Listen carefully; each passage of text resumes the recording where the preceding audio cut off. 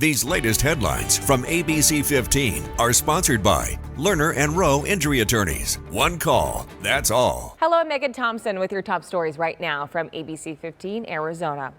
Phoenix City leaders say they're making reforms after that scathing federal report in June found a long list of civil rights violations by Phoenix police officers. It is an issue our ABC15 investigators have followed for you for years. On Tuesday, interim police chief Michael Sullivan addressed the city council for the first time since the report was released, giving a progress report touting the department's attempt at transparency and accountability with the public.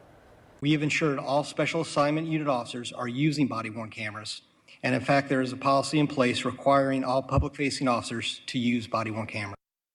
In addition to the body camera requirement for all officers who interact with the public, Chief Sullivan says they've added civilians to a compliance team, created permanent positions in the Office of Homeless Solutions, and are considering community input for new policies. Well, a mega merger on pause and the record high grocery prices you're paying, part of the reason a federal judge is temporarily blocking the proposed $25 billion merger between Kroger and Albertsons. Arizona's attorney general among those fighting to stop this since it was announced in 2022. The federal judge ruling this merger would limit competition and harm consumers, and the deal would drive up prices for customers. We spoke with the attorney general after the announcement, who agrees with the ruling. We think it's better to have more competition in Arizona, for consumers to have more choices available to them. And I think that's what the vast majority of Arizonans believe as well.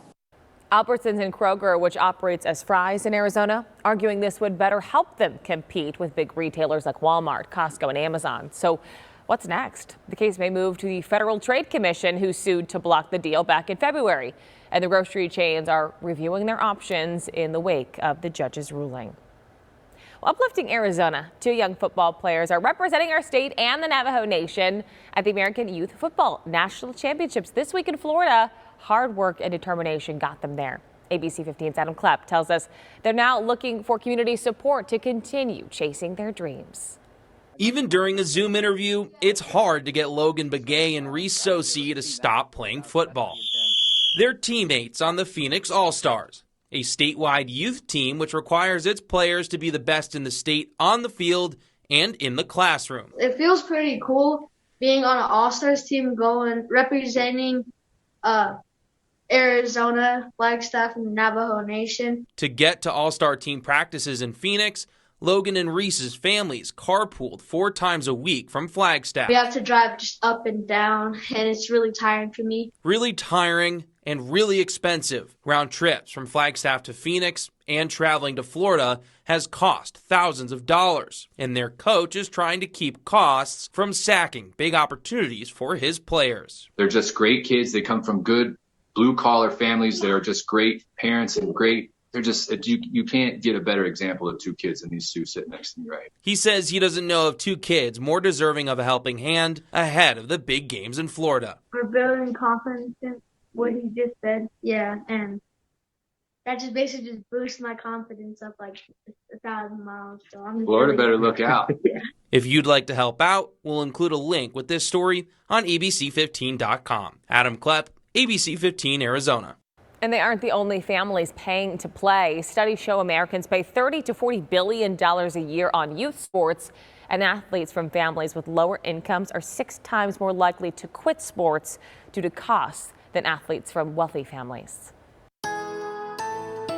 Hey, it's Amelia with a check of that most accurate forecast. Here's what to expect today in Phoenix. A high of 72 degrees, so slightly warmer than yesterday and above normal for this time of year once again. We'll be about 6 degrees above normal today. We're typically averaging around 66 or so for our high this time of year.